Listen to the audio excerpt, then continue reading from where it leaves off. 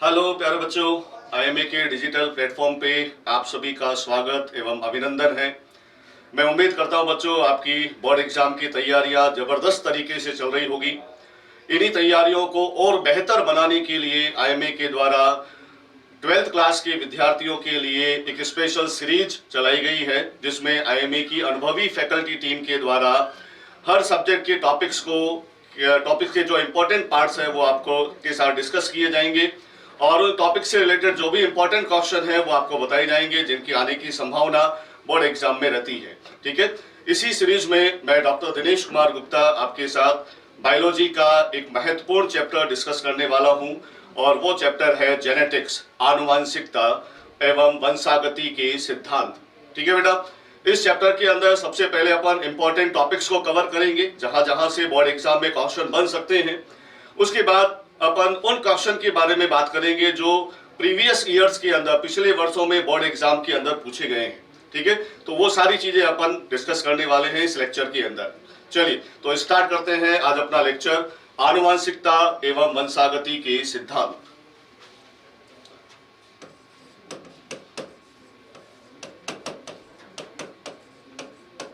आनुवंशिकता एवं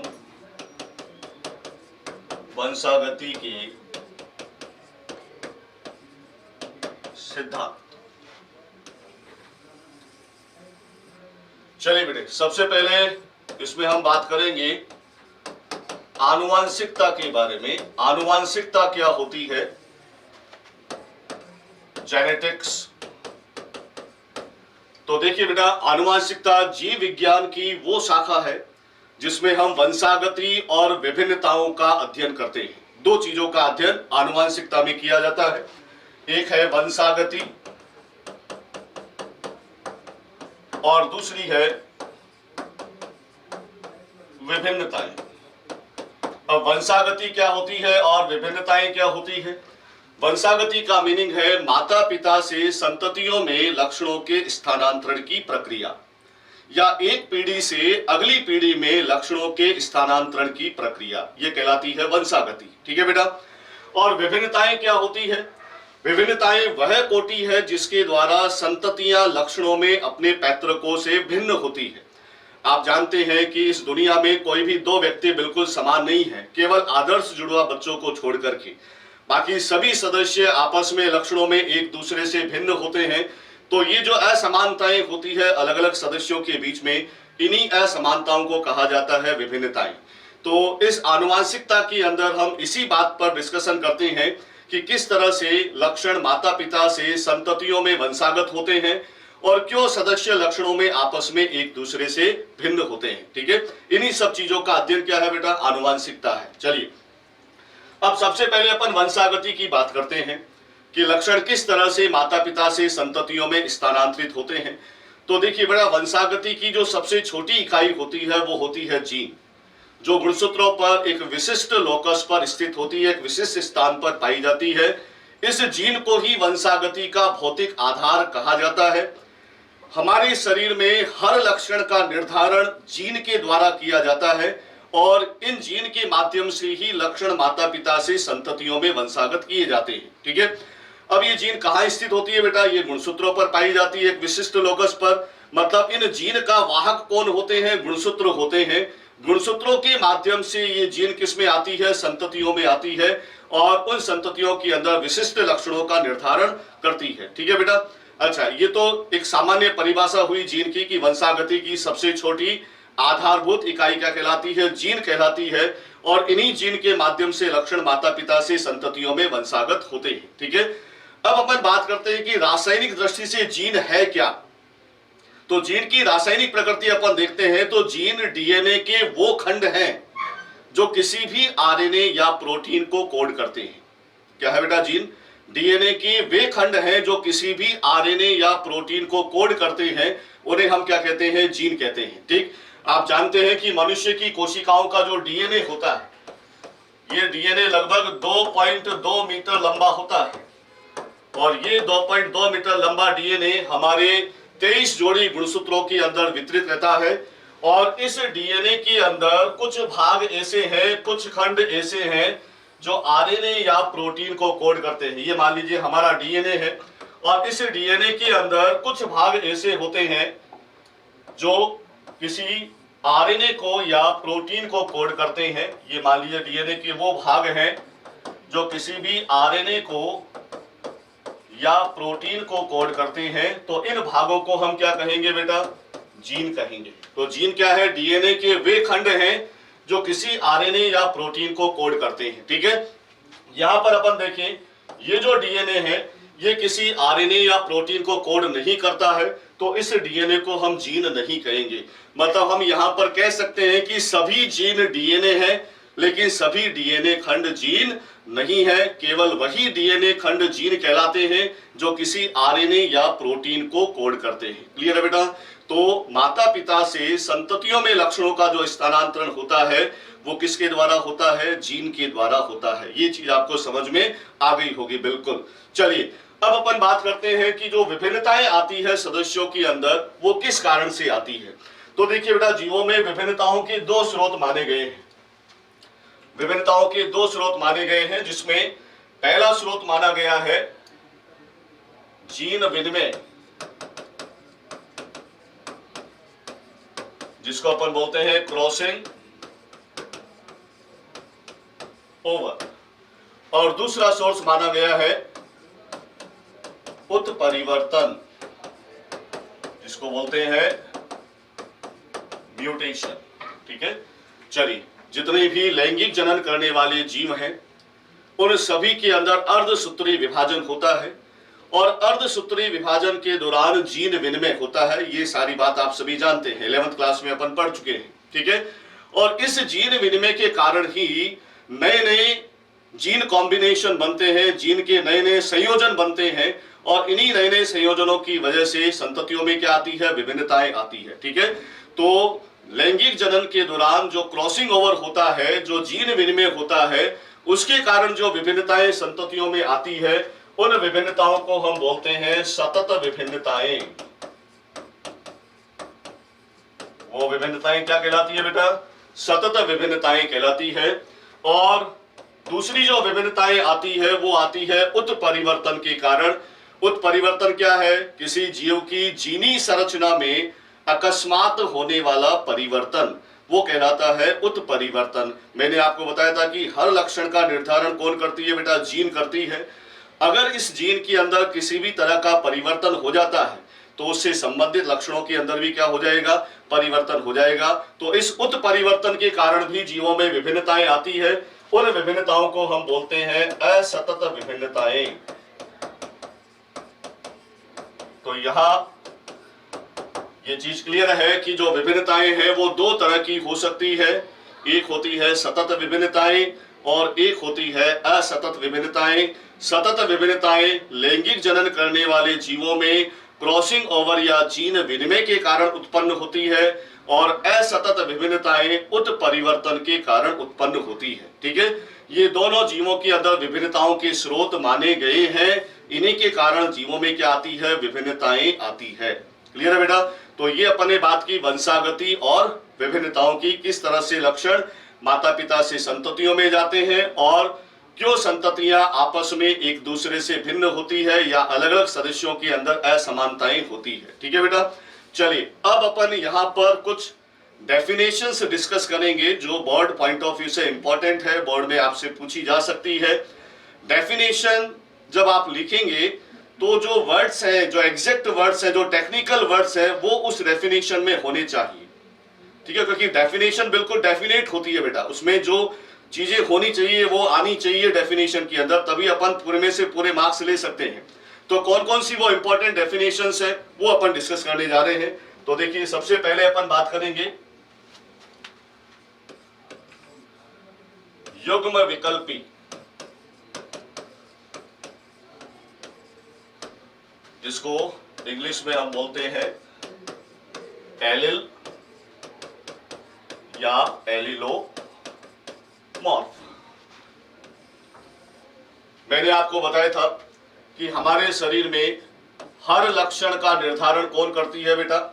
जीन करती है। ठीक है, और इस जीन के अनेक विपर्यासी या एकांतरित रूप होते हैं। हर जीन के एक से अधिक विपर्यासी या एकांतरित रूप होते हैं। उन एक से अधिक विपर्यासी या एकांतरित रूप को हम क्या बोलते हैं? युग्म विकल्पी कहते हैं। सामान्यतः किसी भी जीन के दो विपर्यासी रूप मिलते हैं। अगर किसी जीन के दो से ज्यादा विपर्यासी रूप है तो हम उनको बोल देते हैं युग्म विकल्पी। ठीक है बेटा, तो यहां पर अपन बात कर रहे हैं युग्म विकल्पी की। युग्म विकल्पी का मतलब है किसी भी जीन के दो भिन्न विपर्यासी रूप या एकांतरित रूप। ठीक है, और ये युग्म विकल्पी स्थित होते हैं कहां पर? समजात गुणसूत्रों पर समान लोकस पर। कहां पाए जाते हैं? समजात गुणसूत्रों पर समान लोकस पर ये युग्म विकल्पी उपस्थित होते हैं। जैसे अपन बात करते हैं कि पादप की ऊंचाई की जीन है,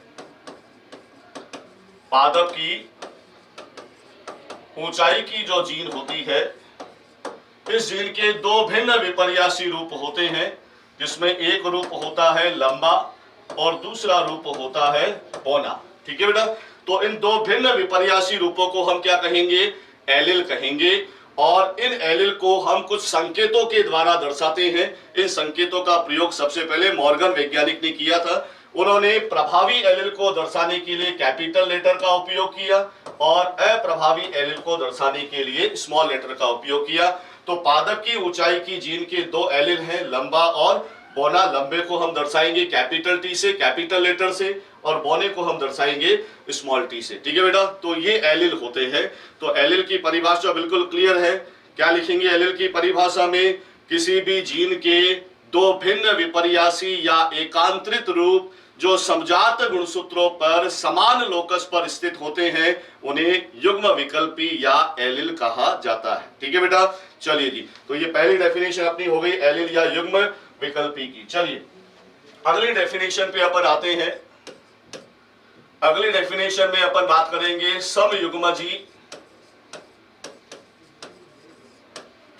और विषमयुग्मजी।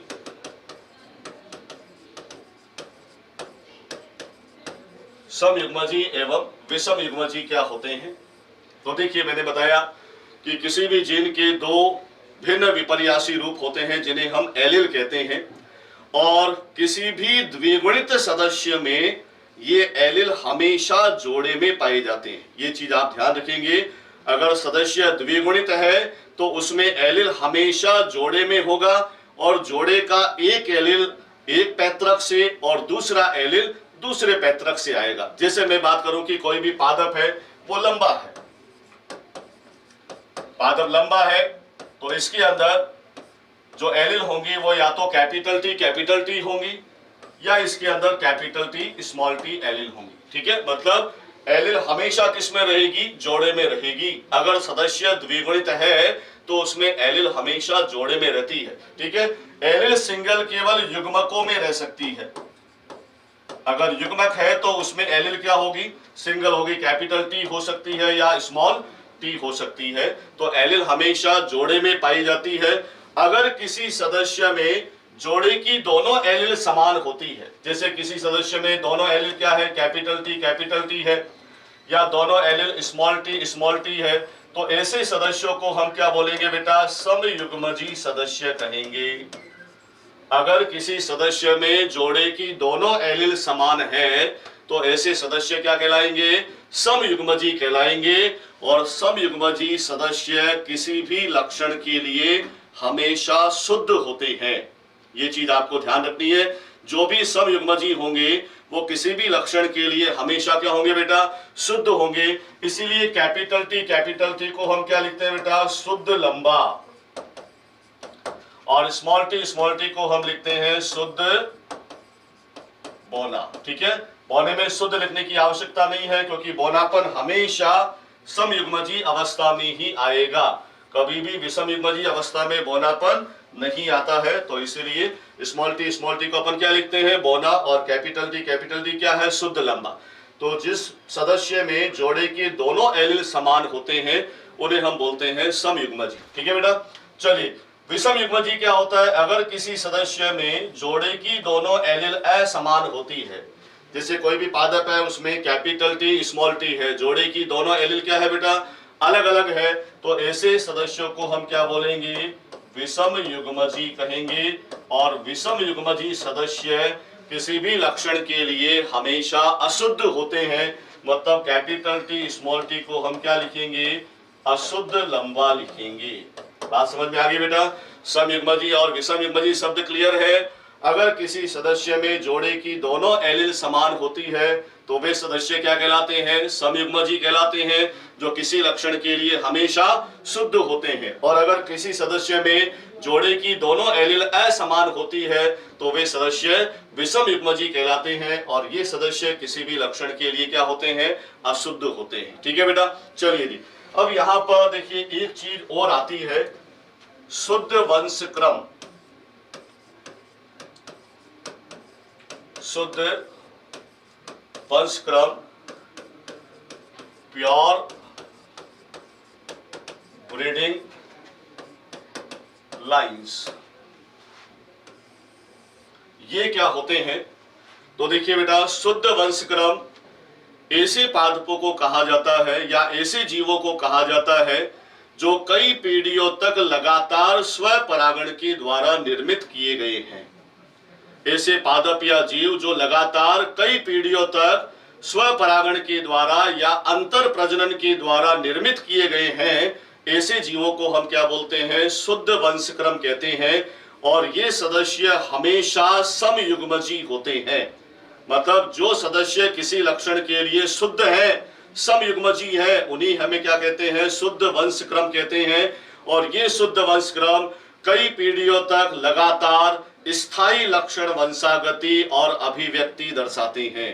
कई पीढ़ियों तक लगातार क्या दर्शाते हैं, स्थायी लक्षण, वंशागति और अभिव्यक्ति दर्शाते हैं। तो शुद्ध वंशक्रम की परिभाषा पूछी जाए तो क्या लिखेंगे कि वे सदस्य जो कई पीढ़ियों तक लगातार स्वपरागण से निर्मित किए गए हैं और कई पीढ़ियों तक स्थायी लक्षण, वंशागति और अभिव्यक्ति दर्शाते हैं, उनको हम क्या बोलते हैं, शुद्ध वंशक्रम कहते हैं। ठीक है। आपने पढ़ा होगा कि मेंडल ने अपने संकरण प्रयोगों के लिए शुद्ध लंबे और शुद्ध बौने पादपों का उपयोग किया था। तो ये शुद्ध लंबे और शुद्ध बौने क्या है, शुद्ध वंशक्रम है। इनको कैसे बनाया गया है, कई पीढ़ियों तक लगातार मेंडल ने स्वपरागण करा करके ये शुद्ध लक्षणों वाले पादप तैयार किए थे। ठीक है बेटा।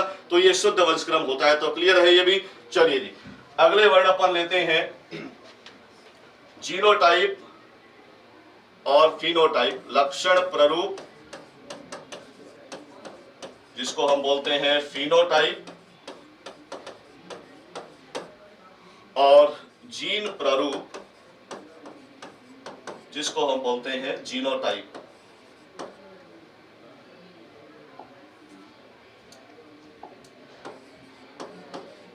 जीनोटाइप, इन दोनों में क्या डिफरेंस होता है, क्या होते हैं लक्षण प्ररूप और क्या है जीन प्ररूप? तो देखिए, लक्षण प्ररूप का मतलब है किसी भी जीव का बाहरी स्वरूप। किसी भी जीव के बाहरी स्वरूप को क्या कहा जाता है, लक्षण प्ररूप कहा जाता है।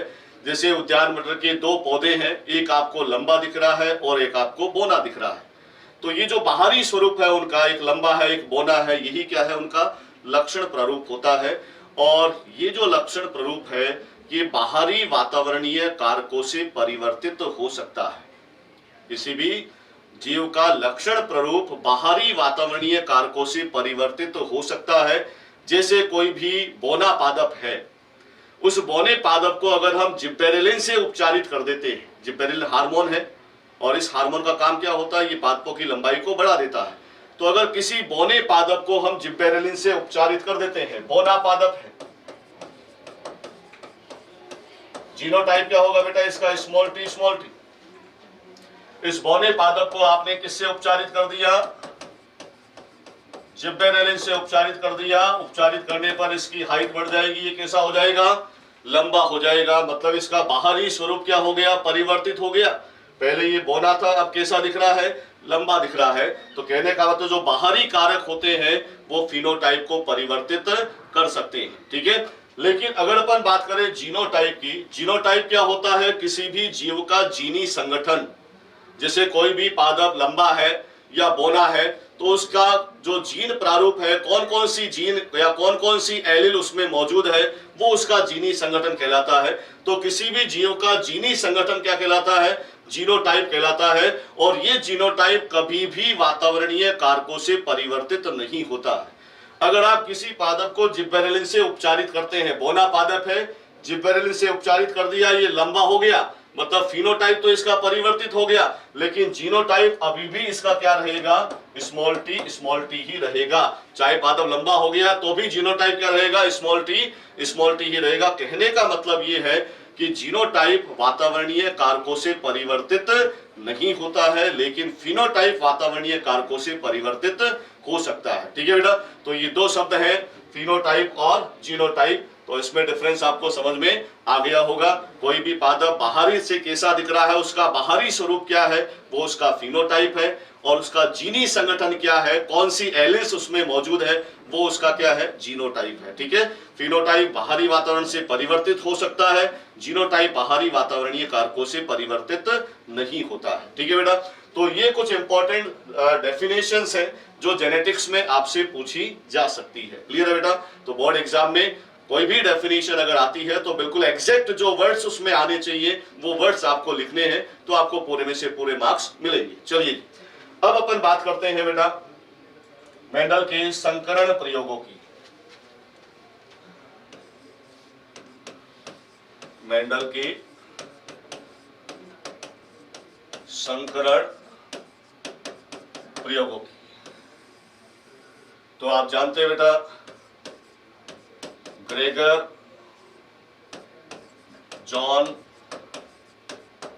मेंडल, इन्हें हम आनुवांशिकता का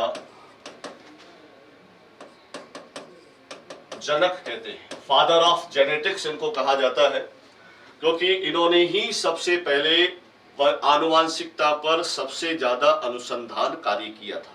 ठीक है, और इन्होंने अपने अनुसंधान कार्यों के लिए उद्यान मटर के पादप को चुना था। किस पादप पर इन्होंने अपने संकरण प्रयोग किए थे बेटा? उद्यान मटर के पादप पर इन्होंने अपने संकरण प्रयोग किए थे। उद्यान मटर का वैज्ञानिक नाम होता है पाइसम सेटाइवम। उद्यान मटर का वैज्ञानिक नाम क्या है बेटा?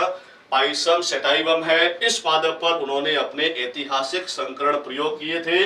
लगभग 7 वर्षों तक इन्होंने उद्यान मटर के पादप पर प्रयोग किए थे।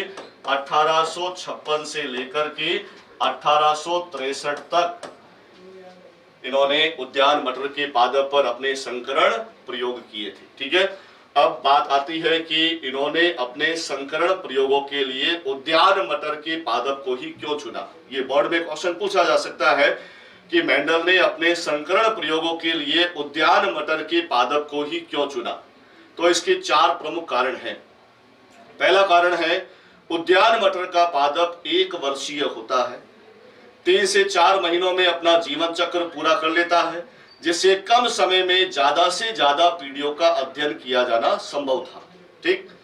दूसरा, उद्यान मटर के जो पुष्प होते हैं वो द्विलिंगी होते हैं, जिनमें प्राकृतिक रूप से स्वपरागण होता है, लेकिन कृत्रिम विधि के द्वारा उनमें पर परागण भी कराया जा सकता है। मतलब दोनों फैसिलिटी थी, स्वपरागण प्राकृतिक रूप से होता था, लेकिन कृत्रिम विधियों के द्वारा उनके अंदर पर परागण भी कराया जा सकता था। ठीक है। तीसरा, उद्यान मटर को उगाना आसान था, आसानी से उगाया जा सकता था। और चौथा, उद्यान मटर के पादप में अनेक विपर्यासी लक्षण मौजूद थे। उद्यान मटर के पादप में अनेक विपर्यासी लक्षण मौजूद थे, मतलब एक ही लक्षण के 2 अलग अलग रूप थे। जैसे तने की लंबाई देखें तो तने की लंबाई में लंबा और बोना रूप मौजूद था। पुष्प के रंग की बात करें तो पुष्प के रंग में बैंगनी और सफेद रंग मौजूद था। तो कई सारे ऐसे विपर्यासी लक्षण उद्यान मटर के पादप में मौजूद थे। इसलिए मेंडल ने अपने संकरण प्रयोगों के लिए किसको चुना? उद्यान मटर के पादप को चुना। 4 कारण मैंने आपको बताए हैं बेटा, कौन कौन से? पहला, उद्यान मटर का पादप 1 वर्षीय होता है, 3 से 4 महीनों में अपना जीवन चक्र पूरा कर लेता है, जिससे कम समय में ज्यादा से ज्यादा पीढ़ियों का अध्ययन कर पाना संभव था। दूसरा, उद्यान मटर के पुष्प द्विलिंगी होते हैं, जिनमें प्राकृतिक रूप से स्वपरागण होता है, लेकिन कृत्रिम विधि के द्वारा इनमें पर परागण भी कराया जा सकता है। तीसरा, उद्यान मटर को उगाना सरल था। और चौथा, उद्यान मटर के अंदर अनेक विपर्यासी लक्षण मौजूद थे। ठीक है। मेंडल ने अपने संकरण प्रयोगों के लिए उद्यान मटर में 7 जोड़ी विपर्यासी लक्षणों का चयन किया। कितने जोड़ी? 7 जोड़ी मतलब कुल 14 उन्होंने विपर्यासी लक्षण अपने संकरण प्रयोगों के लिए चुने थे। तो अगला क्वेश्चन आपसे पूछा जा सकता है कि मेंडल के द्वारा चुने गए विपर्यासी लक्षणों की सूची बनाइए, या मेंडल ने अपने संकरण प्रयोगों के लिए उद्यान मटर के कौन कौन से लक्षणों को, विपर्यासी लक्षणों को चुना था, उन लक्षणों की सूची आपको बनाने को कही जा सकती है। तो अपन देखते हैं कौन कौन से लक्षण उन्होंने उद्यान मटर के अंदर चुने थे। चल तो देखिए सूची अपन बनाते हैं।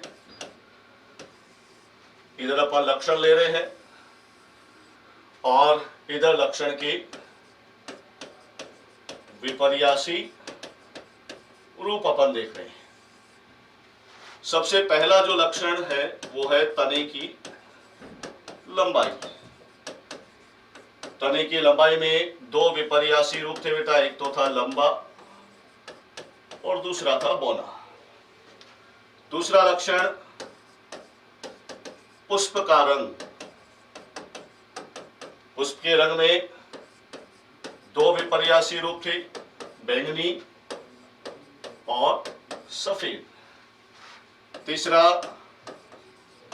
बीज का रंग। बीज के रंग में 2 विपर्यासी रूप थे, पीला और हरा। चौथा बीज की आकृति। बीज की आकृति में भी 2 विपर्यासी रूप थे, गोल और छुरीदार। अगला फली का रंग। फली के रंग में 2 विपर्यासी रूप थे, हरा और पीला। फली की आकृति, इसमें 2 रूप थे, फूली हुई और सिकुड़ी हुई। और 7वां लक्षण था पुष्प की स्थिति, और इसमें 2 विपर्यासी रूप थे, कक्षस्थ और अंतस्थ। ठीक है बेटा, ये वो 7 जोड़ी विपर्यासी लक्षण थे जिनका चयन मेंडल ने अपने संकरण प्रयोगों के लिए किया था। ठीक है बेटा, हर लक्षण के 2 विपर्यासी रूप हैं। ठीक, इसमें एक रूप प्रभावी है और दूसरा रूप अप्रभावी है। ठीक है, जैसे तने की लंबाई में लंबा प्रभावी है, बौना अप्रभावी है। पुष्प के रंग में बैंगनी प्रभावी है, सफेद अप्रभावी है। बीज के रंग में पीला प्रभावी है, हरा अप्रभावी है। बीज की आकृति में गोल प्रभावी है, झुर्रीदार अप्रभावी है। फली के रंग में हरा प्रभावी है, पीला अप्रभावी है। फली की आकृति में फूली हुई प्रभावी है, सिकुड़ी हुई अप्रभावी है। और पुष्प की स्थिति में कक्षस्थ प्रभावी है और अंतस्थ अप्रभावी है। तो ये 7 जोड़ी विपर्यासी लक्षण हैं। ठीक है बेटा, और इन 7 जोड़ी विपर्यासी लक्षणों की जीन 4 अलग अलग जोड़ी के गुणसूत्रों पर दूर दूर मौजूद थी, और यही कारण था कि मेंडल को अपने प्रयोगों में सहलग्नता प्राप्त नहीं हुई। ठीक है, तो एक प्रश्न यहां से बन जाता है कि मेंडल को अपने संकरण प्रयोगों में सहलग्नता प्राप्त नहीं हुई, इसका क्या कारण था? तो कारण क्या लिखेंगे बेटा कि मेंडल ने उद्यान मटर के जिन 7 जोड़ी विपर्यासी लक्षणों का चयन किया था, उन लक्षणों की जीन 4 अलग अलग जोड़ी के गुणसूत्रों पर दूर दूर स्थित थी। इस कारण से मेंडल को अपने प्रयोगों में सहलग्नता प्राप्त नहीं हुई। ठीक है, एक प्रश्न इस तरह से भी पूछा जा सकता है कि अगर मेंडल उद्यान मटर में 7 जोड़ी विपर्यासी लक्षणों की बजाय 8 जोड़ी विपर्यासी लक्षणों को चुन लेता तो वो कौन सा नियम नहीं दे पाता? ठीक है बेटा, तो अगर वो 7 जोड़ी विपर्यासी लक्षणों की बजाय 8 जोड़ी विपर्यासी लक्षण चुनता तो इन 7 लक्षणों के बाद जो 8वां लक्षण है, उस 8वें लक्षण की जो जीन है वो हो सकता था इनमें से किसी भी लक्षण की जीन के पास आ जाती, और जीन अगर समान गुणसूत्र पर पास पास आ जाती है तो वहां स्वतंत्र अपव्यूहन का नियम लागू नहीं होता है, वहां पर सहलग्नता आ जाती है। ठीक है बेटा, तो अगर वो 7 जोड़ी विपर्यासी लक्षणों की बजाय 8 जोड़ी विपर्यासी लक्षणों का चयन करता तो कौन सा नियम नहीं दे पाता? स्वतंत्र अपव्यूहन का नियम नहीं दे पाता। आई बात समझ में? तो ये मेंडल के द्वारा उद्यान मटर में चुने गए 7 जोड़ी विपर्यासी लक्षण है, जिनकी जीन 4 अलग अलग जोड़ी के गुणसूत्रों पर दूर दूर स्थित थी। इसी कारण से मेंडल को अपने प्रयोग में सहलग्नता प्राप्त नहीं हुई। क्लियर है बेटा? तो ये लक्षणों की सूची आपको ध्यान रखनी है, ये आपसे बोर्ड एग्जाम में पूछी जा सकती है। क्लियर है बेटा? चलिए जी, अब अपन आ जाते हैं मेंडल के अंदर जो संकरण प्रयोग उसने किए थे, उन संकरण प्रयोगों की क्या विशेषताएं थी जिसके कारण मेंडल को सफलता मिली लेकिन बाकी वैज्ञानिक सफल नहीं हो पाए। तो पहला कारण क्या था? मेंडल ने एक समय में एक लक्षण की वंशागति का ही अध्ययन किया। एक समय में एक लक्षण की वंशागति का अध्ययन किया, फिर एक साथ 2 लक्षणों की वंशागति का अध्ययन किया। इसलिए अपन 2 तरह के क्रॉस पढ़ते हैं, मोनोहाइब्रिड और डाइहाइब्रिड क्रॉस। ठीक है बेटा? तो एक समय में 1 या 2 लक्षणों की वंशागति का ही उसने अध्ययन किया। ठीक। दूसरा, अपने संकरण प्रयोग के लिए उद्यान मटर के पादप को चुना और ये चयन भी उसके लिए क्या रहा? फायदेमंद रहा। ठीक है। तीसरा, मेंडल के प्रयोगों में सैंपलिंग साइज बड़ी थी, मतलब उन्होंने हर प्रयोग को बार बार सैंपल लेकर के दोहराया। उससे क्या हुआ? उसके द्वारा जो डेटा एकत्र किए गए उन डेटा की विश्वसनीयता बढ़ गई, उन डेटा में किसी भी तरह की त्रुटि या खामी होने की संभावना नगण्य हो गई। ठीक है। तो सैंपलिंग साइज बड़ी थी और मेंडल ने अपने प्रयोगों से प्राप्त परिणामों को व्यवस्थित रखने के लिए सांख्यिकी और गणितीय सिद्धांतों का प्रयोग किया। ऐसा जीव विज्ञान में पहली बार हुआ था, किसी वैज्ञानिक ने सांख्यिकी और गणितीय सिद्धांत जीव विज्ञान के अंदर काम में लिए थे। ऐसा करने वाला एक ही वैज्ञानिक था, वो था ग्रेगर जॉन मेंडल। क्लियर है बेटा? तो ये सारी विशेषताएं थी मेंडल के संकरण प्रयोगों की। ठीक है। अपने संकरण प्रयोगों में उन्होंने 2 तकनीकें भी काम में ली थी बेटा, जिसमें एक तो थी विपुंसन और दूसरी थी थैलीकरण। अब ये 2 तकनीकें क्या थी उसके बारे में अपन बात करते हैं। 2 तकनीकें उसने काम में ली थी संकरण प्रयोगों में, एक थी विपुंसन और दूसरी थी थैलीकरण। ठीक है। मीनिंग क्या है विपुंसन का? अगर किसी द्विलिंगी पुष्प से शिशु अवस्था में ही परागकोश को हटा दिया जाए, द्विलिंगी पुष्प से शिशु अवस्था में ही परागकोश को हटा दिया जाए, तो इस प्रक्रिया को हम क्या बोलते हैं? विपुंसन कहते हैं। उद्यान मटर के पुष्प द्विलिंगी थे और आप जानते हैं कि द्विलिंगी पुष्पों में जनरली क्या होता है? स्वपरागण होता है। तो मेंडल ने उन पुष्पों में पर परागण को प्रेरित करने के लिए एक विधि काम में ली थी, कौन सी? विपुंसन। ठीक है। जिसमें उन्होंने द्विलिंगी पुष्पों से शिशु अवस्था में ही परागकोश को हटा दिया। परागकोश को हटाने से पुष्प एकलिंगी हो गए और एकलिंगी पुष्पों के अंदर परागण कौन सा होता है बेटा? पर परागण होता है। तो विपुंसन उन्होंने क्यों किया? स्व परागण को रोकने के लिए और पर परागण प्रेरित करने के लिए। ठीक है। दूसरा था थैलीकरण। थैलीकरण में उन्होंने क्या किया? जो विपुंसित पुष्प था जिसका विपुंसन कर दिया उन्होंने, उस विपुंसित पुष्प को पॉलीथीन की थैली से ढक दिया। और पॉलीथीन की थैली से ढकने के पीछे उद्देश्य क्या था?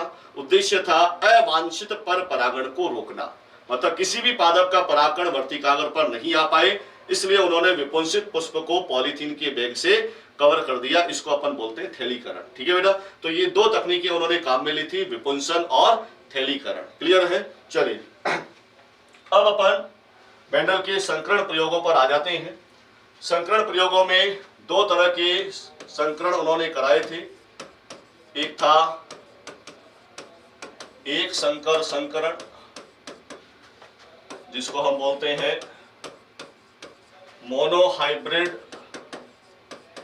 क्रॉस, और दूसरा उन्होंने कराया था द्विसंकर संकरण, जिसको डाइहाइब्रिड क्रॉस कहते हैं। ठीक है बेटा? पहले तो दोनों की डेफिनेशन अपन देख लेते हैं। एक संकर संकरण क्या होता है? एक समय में एक लक्षण की वंशागति के अध्ययन के लिए किया गया क्रॉस। एक समय में एक लक्षण की वंशागति के अध्ययन के लिए किया गया क्रॉस क्या कहलाता है? एक संकर संकरण या मोनोहाइब्रिड क्रॉस कहलाता है। ठीक है। और दूसरा है डाइहाइब्रिड क्रॉस। एक समय में दो लक्षणों की वंशागति के अध्ययन के लिए किया जाने वाला क्रॉस क्या कहलाता है बेटा? द्विसंकर संकरण या डाई हाइब्रिड क्रॉस कहलाता है। तो मेंडल ने सबसे पहले एक लक्षण चुना और उस एक लक्षण की वंशागति का क्या किया? कुछ पीढ़ियों तक अध्ययन किया। ठीक है, फिर उन्होंने एक साथ दो लक्षण चुने और उन दो लक्षणों की वंशागति का क्या किया? अध्ययन किया। ठीक है, तो ये दो तरह के प्रयोग उन्होंने किए थे, मोनोहाइब्रिड क्रॉस और डाईहाइब्रिड क्रॉस। ठीक है, सबसे पहले अपन इसमें चर्चा करेंगे मोनोहाइब्रिड क्रॉस की, एक संकर संकरण की। ठीक है, एक संकर संकरण के लिए उन्होंने एक लक्षण चुना, तने की लंबाई। अपन डिस्कस कर रहे हैं बेटा एक संकर संकरण, और इस एक संकर संकरण के लिए जो लक्षण उन्होंने चुना था वो लक्षण था तने की लंबाई की। और आप जानते हैं इस लक्षण के दो विपर्यासी रूप हैं, एक रूप है लंबा और दूसरा रूप है बौना, कैपिटल टी और स्मॉल टी। ठीक है बेटा, मेंडल ने अपने संकरण प्रयोग के लिए हमेशा शुद्ध लक्षणों वाले पादप चुने। मतलब उन्होंने दो पादप लिए अपने संकरण प्रयोग के लिए, एक तो लिया शुद्ध लंबा और एक लिया शुद्ध बौना। मैंने बताया था बौना हमेशा शुद्ध ही होता है, अशुद्ध कभी भी नहीं होता है, तो शुद्ध लिखने की आवश्यकता नहीं है। ठीक है बेटा, शुद्ध लंबा है तो क्या जीनोटाइप होगा बेटा? Capital T capital T. और शुद्ध बौना है तो क्या जीनोटाइप हो जाएगा? Small T small T. ठीक है बेटा, इन दोनों पादपों के बीच में उन्होंने क्रॉस कराया। अच्छा, एक चीज आप ध्यान रखेंगे, मेंडल के जो नियम है वो केवल लैंगिक जनन करने वाले जीवों पर ही लागू है, अलैंगिक जनन करने वाले जीवों पर मेंडल के नियम लागू नहीं है। ठीक है बेटा, उद्यान मटर के अंदर लैंगिक जनन होता है। आई बात समझ में? तो इन्होंने दो पादप लिए, एक पादप को उन्होंने नर पादप मान लिया, दूसरे को उन्होंने मादा पादप मान लिया। ठीक है, आप किसी को भी नर किसी को भी मादा लिख सकते हैं। ठीक है, तो दो पादप इन्होंने लिए, उनके बीच में उन्होंने क्रॉस कराया। क्रॉस का मतलब लैंगिक जनन हो रहा है, एक नर पादप है एक मादा पादप है। जब भी लैंगिक जनन होता है तो सबसे पहले क्या होते हैं बेटा? युग्मक बनते हैं। जो नर पादप है वो नर युग्मक बनाएगा, नर युग्मक क्या बनेगा? Capital T. और जो मादा पादप है ये मादा युग्मकों का निर्माण करेगा और मादा युग्मक क्या बनेंगे बेटा? स्मॉल टी बनेंगे। ठीक है, क्योंकि शुद्ध लंबे पादप के पास में जोड़े की दोनों एलील क्या है? समान है, और युग्मक के अंदर जोड़े में से एक ही एलील होती है। तो एक एलील कौन सी आ गई? Capital T. यहाँ पर जोड़े में से एक एलील आ गई स्मॉल टी। तो सारे नर युग्मक कैपिटल टी होंगे, सारे मादा युग्मक स्मॉल टी होंगे। तो इन पादपों के बीच में जब क्रॉस होता है, क्रॉस होने से जो संततियां बनती है वो आती है कैपिटल टी स्मॉल टी। और ये सारी संततियां जो है वो कैसी मिलती है? लंबी मिलती है। इस पीढ़ी को मेंडल ने F1 पीढ़ी नाम दिया। शुद्ध लंबे और शुद्ध बौने पादपों के मध्य उन्होंने क्रॉस कराया। क्रॉस कराने से F1 पीढ़ी मिली। उसमें देखा कि सारे पादप कैसे मिलते हैं? लंबे प्राप्त होते हैं। कोई भी बौना पादप इस F1 पीढ़ी में प्राप्त नहीं होता है। मतलब इस F1 पीढ़ी के अंदर केवल एक ही पैतृक लक्षण प्रकट होता है, कौन सा? लंबा। आई बात समझ में? तो F1 पीढ़ी के सारे पादप कैसे मिलते हैं? लंबे मिलते हैं। F1 पीढ़ी प्राप्त करने के लिए उन्होंने इन दोनों पादपों के बीच में पर परागण कराया था। कौन सा परागण कराया था बेटा? पर परागण। ठीक है, चलिए अब इन्होंने F2 पीढ़ी प्राप्त करने के लिए F1 पीढ़ी के पादपों के बीच क्या कराया? स्व परागण कराया। ये ध्यान रखेंगे, F1 पीढ़ी प्राप्त करने के लिए कराया था पर परागण, और F2 पीढ़ी प्राप्त करने के लिए क्या करा रहे हैं? स्व परागण करा रहे हैं। ये सारी चीजें आपको लिखनी पड़ेगी, क्योंकि बोर्ड में क्वेश्चन आएगा कि मेंडल के मोनोहाइब्रिड क्रॉस को एक उदाहरण सहित समझाइए। तो आपको ये पूरा क्रॉस इस तरह से लिखना पड़ेगा। दो पादप लिखने पड़ेंगे, उनका फिनोटाइप जीनोटाइप, कौन नर है कौन मादा है। ठीक है, ये आपको लिखना पड़ेगा। F1 पीढ़ी क्या आई? उसका जीनोटाइप उसका फिनोटाइप। ठीक है, फिर स्व परागण से उन्होंने कौन सी पीढ़ी प्राप्त की? F2 पीढ़ी। स्व परागण का मतलब है कैपिटल टी स्मॉल टी का क्रॉस उन्होंने कैपिटल टी स्मॉल टी से कराया। ठीक है, अब यहाँ पर वापस से क्रॉस हो रहा है दो पादपों के बीच में। तो यहाँ पर युग्मक क्या बनेंगे बेटा? इस पादप के कैपिटल टी स्मॉल टी, इसके small T capital T small T के दो युग्मक बनेंगे, कैपिटल टी और स्मॉल टी। इस पादप के भी दो युग्मक बनेंगे, कैपिटल टी और स्मॉल टी। ठीक है, तो ये दोनों पादपों के हमने क्या बना लिए, युग्मक बना लिए। अब इन युग्मकों का संभावित संयोजन पता करने के लिए उन्होंने पुन्नेट स्क्वायर बनाया। अब पुन्नेट स्क्वायर किस तरह से बनाते हैं, तो इस तरह से यहां पर मैं बना रहा हूं, ये पुन्नेट स्क्वायर है, ठीक है। इस पुन्नेट स्क्वायर के अंदर एक तरफ आप नर युग्मक लिखेंगे और एक तरफ मादा युग्मक लिखेंगे, ठीक है। ये मान लीजिए नर पादप है, नर युग्मक क्या है, कैपिटल टी और स्मॉल टी, और ये मादा युग्मक है, मादा युग्मक भी क्या है, कैपिटल टी और स्मॉल टी, ठीक है।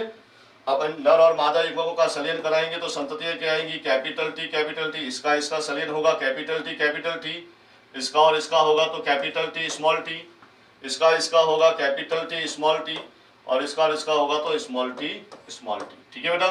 ये जो पादप आपको मिले हैं, ये मिले हैं F2PD के। कौन सी पीढ़ी आई है बेटा, ये F2PD, समझिए। और F2PD में उन्होंने देखा कि लंबे और बौने दोनों तरह के पादप उन्हें प्राप्त होते हैं, ठीक है। F1PD में केवल लंबे पादप मिले थे, मतलब केवल एक ही पैतृक लक्षण प्रकट हुआ था।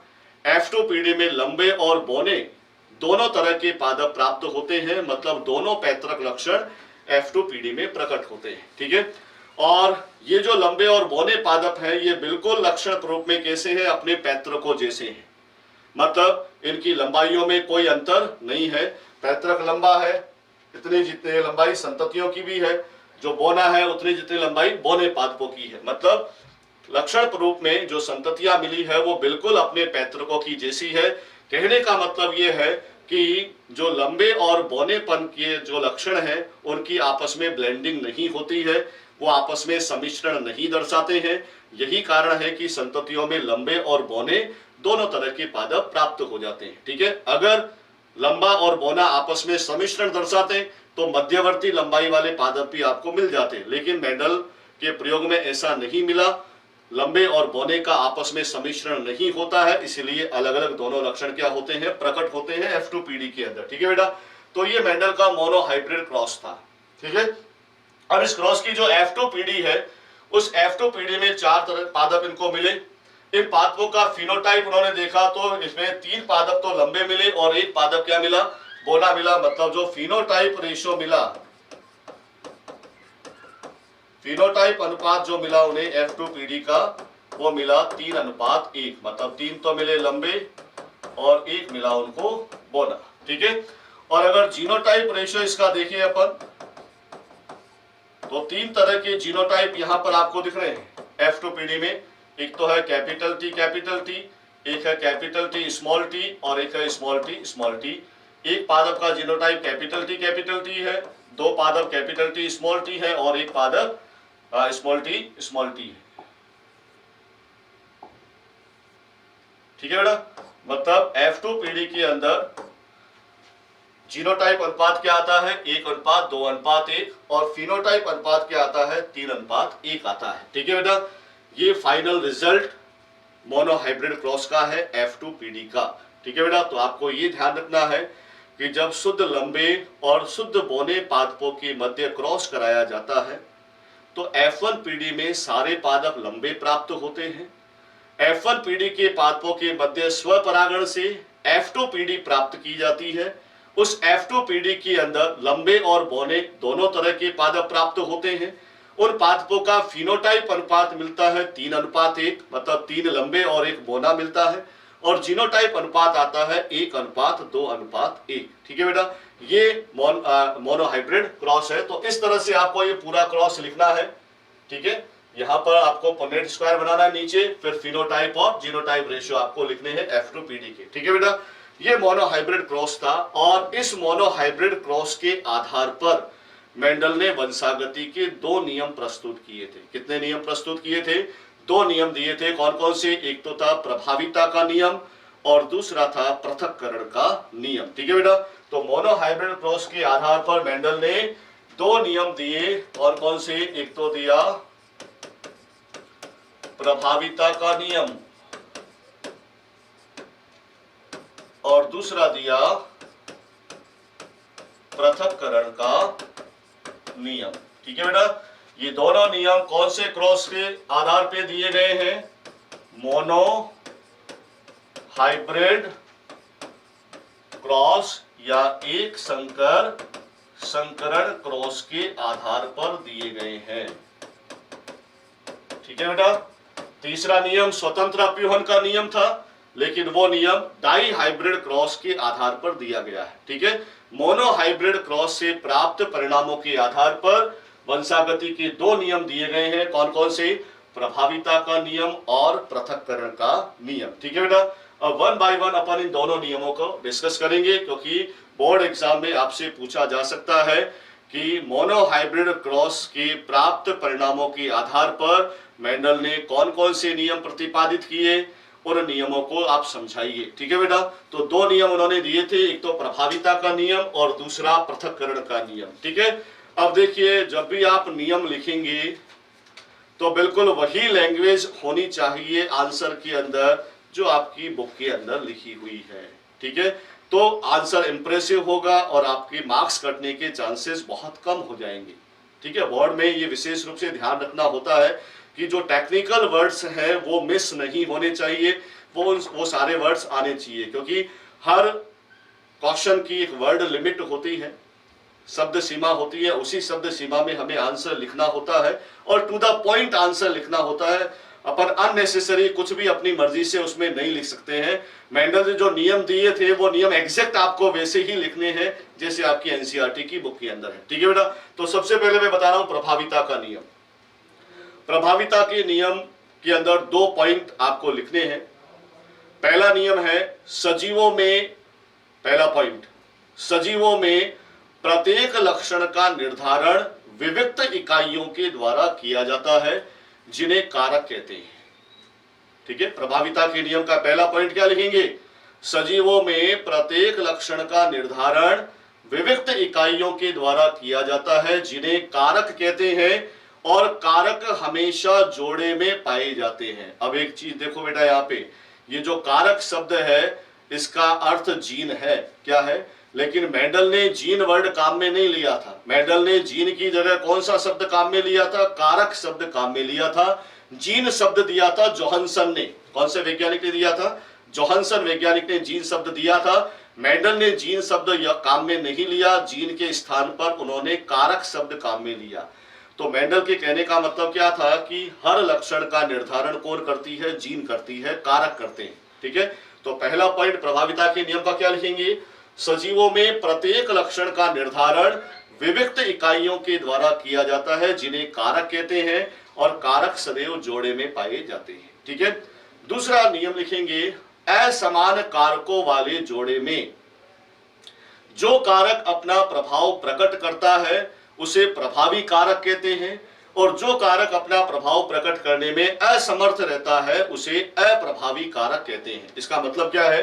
असमान कारकों का जोड़ा, जैसे कैपिटल टी स्मॉल टी है बेटा, इसमें जोड़े के दोनों कारक असमान हैं। ठीक है। तो असमान कारकों वाले जोड़े में जो कारक अपना प्रभाव प्रकट करता है वो प्रभावी होता है और जो अपना प्रभाव प्रकट करने में असमर्थ होता है वो अप्रभावी होता है। तो आप जानते हैं कैपिटल टी स्मॉल टी वाले जो पादप होते हैं जीनोटाइप वाले, उनका फिनोटाइप क्या होता है? लंबा होता है। और लंबे के लिए कौन सी एलील उत्तरदायी है? Capital T. कहने का मतलब विषम युग्मजीय अवस्था में केवल कैपिटल टी अपना प्रभाव प्रकट करती है, स्मॉल टी अपना प्रभाव प्रकट नहीं कर पाती है। तो यही क्या है? प्रभाविता है। ठीक है। असमान कारकों के जोड़े में जो कारक अपना प्रभाव प्रकट करता है वो प्रभावी कारक होता है, जो अपना प्रभाव प्रकट करने में असमर्थ होता है उसे अप्रभावी कारक कहते हैं। तो ये मेंडल का प्रभाविता का नियम है। दो पॉइंट आपको लिखने जरूरी है। प्रभाविता का नियम अगर आता है, पहला पॉइंट क्या लिखेंगे? सजीवों में प्रत्येक लक्षण का निर्धारण विविक्त इकाइयों के द्वारा किया जाता है जिन्हें कारक कहते हैं और कारक सदैव जोड़े में पाए जाते हैं। और दूसरा लिखेंगे असमान कारकों वाले जोड़े में जो कारक अपना प्रभाव प्रकट कर पाता है वो प्रभावी कारक कहलाता है और जो अपना प्रभाव प्रकट करने में असमर्थ होता है वो अप्रभावी कारक कहलाता है। तो कैपिटल टी स्मॉल टी में कैपिटल टी प्रभावी कारक है क्योंकि अपना प्रभाव दर्शा रहा है, स्मॉल टी क्या हो गया, अप्रभावी कारक हो गया। ठीक है बेटा, तो ये मेंडल का प्रभाविता का नियम था। ठीक है बेटा, दूसरा नियम उन्होंने दिया पृथक्करण का नियम। पृथक्करण के नियम को विसंयोजन का नियम भी कहते हैं। पृथक्करण के नियम को क्या कहा जाता है, विसंयोजन का नियम भी कहते हैं। ठीक है बेटा, या इसको युग्मकों की शुद्धता का नियम भी कहा जाता है। ये आप ध्यान रखेंगे, पृथक्करण के नियम के क्या क्या नाम है, इसको विसंयोजन का नियम भी कहते हैं या युग्मकों की शुद्धता का नियम भी कहते हैं। अब क्या है ये नियम? ये नियम कहता है कि किसी भी सदस्य में युग्मक निर्माण के दौरान, कोई भी सदस्य जब युग्मक बनाता है तो युग्मक निर्माण के दौरान जोड़ी के दोनों कारक पृथक हो जाते हैं। सदस्य में कारक जोड़े में होते हैं, ये कोई भी सदस्य है, ये जब युग्मक बनाता है तो जोड़े के दोनों कारक क्या हो जाते हैं, पृथक हो जाते हैं और युग्मकों में स्थानांतरित हो जाते हैं। ठीक है, और हर युग्मक को जोड़े का केवल एक कारक प्राप्त होता है। जैसे ये जोड़े के दो कारक थे, कुछ युग्मकों में कैपिटल टी चला गया, कुछ में स्मॉल टी चला गया, तो हर युग्मक को जोड़े का केवल एक कारक ही प्राप्त होता है। इसलिए युग्मक किसी भी लक्षण के लिए हमेशा शुद्ध होते हैं। युग्मक कभी भी अशुद्ध नहीं हो सकते हैं बेटा। ठीक है, शुद्ध और अशुद्ध हम बात करते हैं सदस्य के लिए, पादप के लिए या जीव के लिए। युग्मक कभी भी अशुद्ध नहीं होते हैं क्योंकि युग्मकों के पास में जोड़े का केवल एक ही कारक होता है। इसलिए युग्मक हमेशा किसी लक्षण के लिए शुद्ध होते हैं, इसीलिए इसको हम युग्मकों की शुद्धता का नियम कहते हैं। तो क्या लिखेंगे पृथक्करण के नियम में, किसी भी सदस्य में युग्मक बनते समय जोड़ी के दोनों कारक यादृच्छिक रूप से अलग हो जाते हैं और युग्मकों में स्थानांतरित हो जाते हैं। प्रत्येक युग्मक को जोड़े का केवल एक ही कारक प्राप्त होता है, इसीलिए युग्मक किसी लक्षण के लिए हमेशा शुद्ध होते हैं। इस कारण इस नियम को युग्मकों की शुद्धता का नियम भी कहते हैं। बात समझ में आ गई है? तो प्रभाविता का नियम और पृथक्करण का नियम ये दोनों इंपॉर्टेंट है। और मैंने बताया कि नियम जैसा बुक में आपके लिखा हुआ है बिल्कुल वैसा का वैसा ही आपको छापना है, वैसा का वैसा ही लिखना है, तो मार्क्स बिल्कुल भी नहीं कटेंगे। ठीक है बेटा, चलिए जी, तो ये दो नियम उन्होंने एक संकर क्रॉस के आधार पर प्रस्तुत किए थे, प्रभाविता का नियम और पृथक्करण का नियम। क्लियर है बेटा? चलिए जी, अब देखो अपन बात करते हैं कि युग्मक निर्माण के समय कारकों का पृथक्करण होता है। ठीक है, ये पृथक्करण कोशिका विभाजन की कौन सी प्रावस्था में होता है? तो देखिए, युग्मक निर्माण जंतुओं के अंदर अर्धसूत्री विभाजन के द्वारा होता है और अर्धसूत्री विभाजन की एक प्रावस्था अपन पढ़ते हैं एनाफेज फर्स्ट प्रावस्था। एनाफेज फर्स्ट प्रावस्था के अंदर समजात गुणसूत्रों का पृथक्करण होता है और जो एलिल होते हैं, जोड़े के जो दोनों कारक होते हैं, ये भी कहाँ पाए जाते हैं? समजात गुणसूत्रों पर ही होते हैं। तो जब समजात गुणसूत्रों का पृथक्करण होता है तो कारकों का भी क्या हो जाता है? पृथक्करण हो जाता है। तो कारकों का पृथक्करण कब होता है? अर्धसूत्री विभाजन की एनाफेज फर्स्ट प्रावस्था में कारकों का पृथक्करण होता है। ठीक है, जंतुओं में युग्मक निर्माण के समय कारकों का पृथक्करण होता है और पादपों में बीजाणुओं के निर्माण के समय कारकों का पृथक्करण होता है, क्योंकि पादपों में अर्धसूत्री विभाजन बीजाणु निर्माण के समय होता है और जंतुओं में अर्धसूत्री विभाजन युग्मक निर्माण के समय होता है। तो जंतुओं में युग्मक निर्माण के समय कारकों का पृथक्करण होता है और पादपों में बीजाणुओं के निर्माण के समय कारकों का पृथक्करण होता है। ठीक है बेटा, चलिए जी, तो ये दो नियम मोनोहाइब्रिड क्रॉस के आधार पर दिए गए हैं, प्रभाविता का नियम और पृथक्करण का नियम। ठीक है बेटा, चलिए जी, तो ये अपन ने डिस्कस कर लिया बेटा, कौन सा क्रॉस? Monohybrid cross. क्लियर है? चलिए, तो आज अपन ने बेटा एक संकर क्रॉस पढ़ा और उसके आधार पे कौन कौन से नियम वंशागति के दिए गए हैं वो अपन ने डिस्कस किया। इसके आगे का नेक्स्ट लेक्चर में अपन डिस्कस करेंगे। अगर आपको ये वीडियो पसंद आया हो तो इसको लाइक करें, शेयर करें और ज़्यादा से ज़्यादा सब्सक्राइब करें।